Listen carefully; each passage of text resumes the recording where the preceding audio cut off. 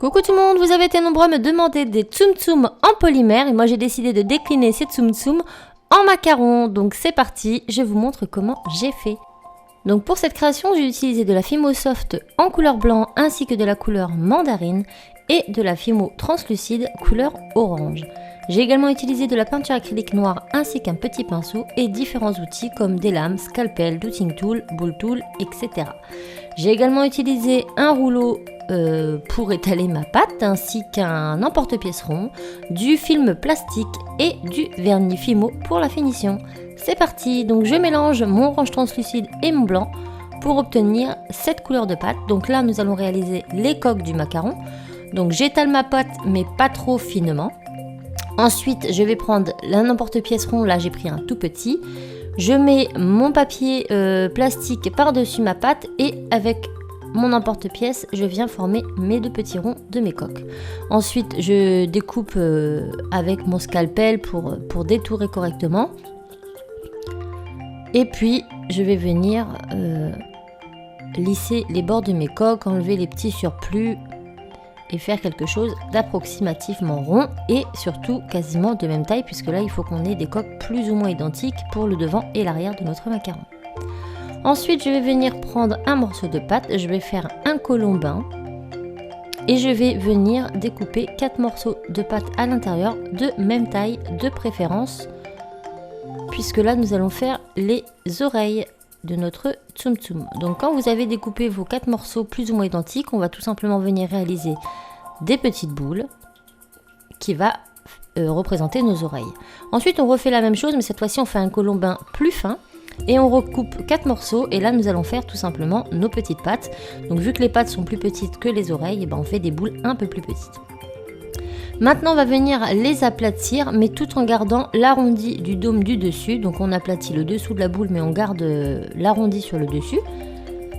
Pour former donc nos petites oreilles, on fait pareil avec nos petites pattes et on vient tout simplement les fixer aux endroits. Donc on essaie vraiment de faire en sorte que nos oreilles soient plus ou moins au même endroit pour les deux coques puisqu'on va en avoir une au-dessus et une en dessous et qu'il faut que les coques soient plus ou moins identiques. Je dis bien plus ou moins parce que même en cuisine elles ne le sont jamais.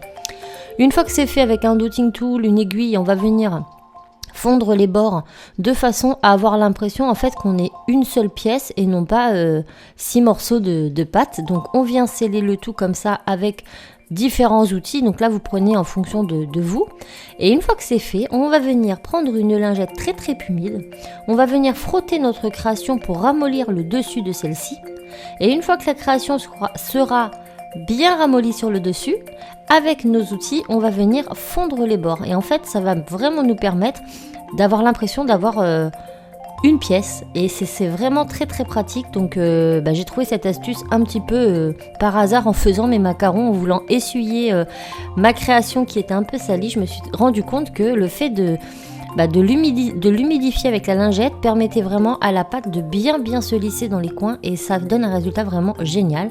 Et ensuite je tapote légèrement ma création avec ma petite lingette.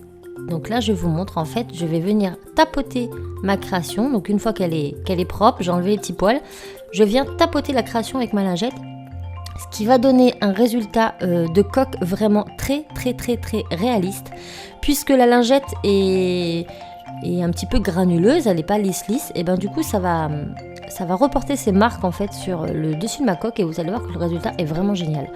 Donc je vous montre, une fois que j'ai fini ma coque et qu'elle est bien nettoyée, je la tapote avec ma lingette et je vais vous montrer de près ce que ça donne après. Ça fait vraiment très classe.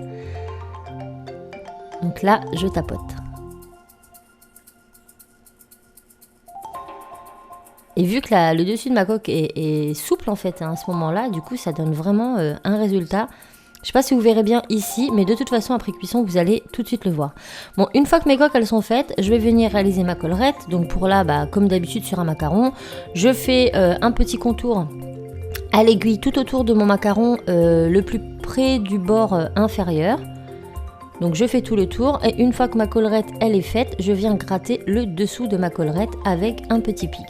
Donc je fais, je gratte, je fais des petits trous, enfin j'essaie de faire la texture du macaron tout simplement.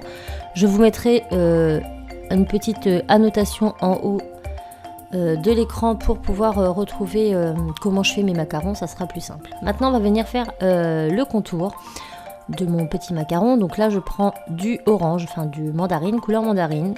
Je viens faire un fin colombin et je vais venir faire tout simplement le contour de mon macaron. Donc comme si on réalisait une petite ganache en pâtisserie tout simplement. Donc je vous montre et puis et vous faites ça sur les deux coques bien évidemment.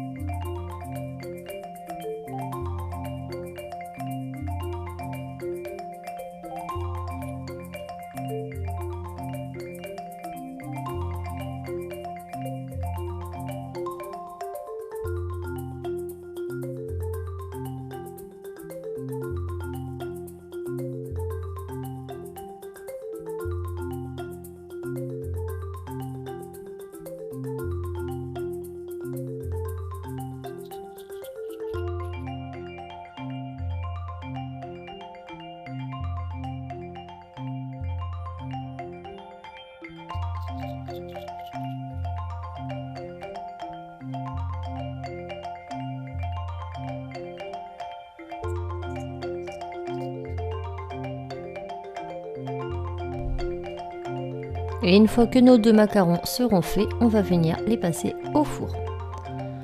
Une fois cuits et refroidis, on va s'occuper de la ganache à l'intérieur. Donc je mélange la mandarine avec un tout petit peu de blanc pour avoir une couleur un peu plus claire que la ganache qu'on a au-dessus. Et je vais venir ramollir cette pâte avec de la fimo liquide ou un petit peu d'eau si vous avez de l'eau.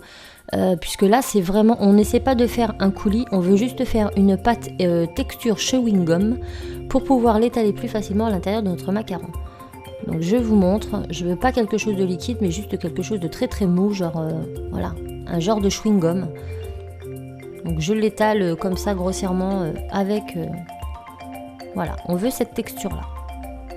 Donc une fois que ma texture elle est faite, donc ni trop épais ni trop mou, on veut juste un gros chewing gum, on va venir à l'aide d'un petit outil, d'une spatule ou d'un cure-dent, étaler cette ganache à l'intérieur de nos coques cuites et refroidites, surtout refroidites.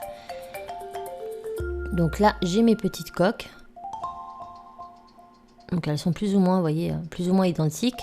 Je choisis celle que je mets au-dessus et celle que je mets en dessous, et ensuite je prends ma pâte et je viens l'étaler comme du Nutella à l'intérieur de ma coque. Donc je fais bien les contours et tout, j'en mets un peu partout.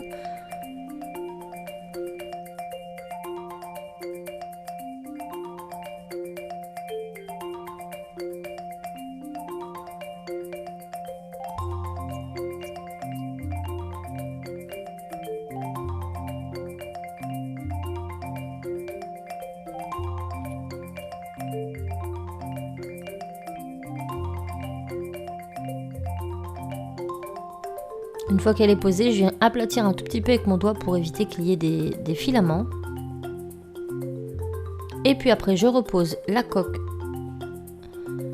Hop, je remets une goutte là, je remets la coque au-dessus et j'écrase, tout simplement. Une fois que c'est fait, on va venir insérer notre clou à œil au niveau de la tête pour pouvoir le suspendre après. Et si vous avez trop de garniture, vous venez tout simplement la retirer avec un cure-dent. Et on repasse le tout à la cuisson. Et voilà ce que l'on obtient lorsque c'est cuit et refroidi. Maintenant, je vais venir faire mes petits dessins avec ma peinture acrylique. Donc, je fais mes deux yeux avec un dotting tool. Voilà. Ensuite, pour le nez, je refais un petit point et je vais venir faire le triangle du nez avec le pinceau en faisant autour du point. Ensuite, pour les sourcils et le museau, je vais venir prendre une aiguille pour un résultat beaucoup plus fin. Et voilà ce que l'on obtient. On attend que ça sèche, on vernit et notre création est terminée. Donc je vous montre de plus près la coque du macaron. Vous voyez, elle est vraiment très réaliste et là c'est grâce au petit coup de lingette que j'ai passé dessus.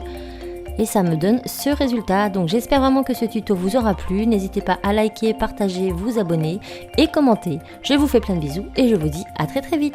Ciao!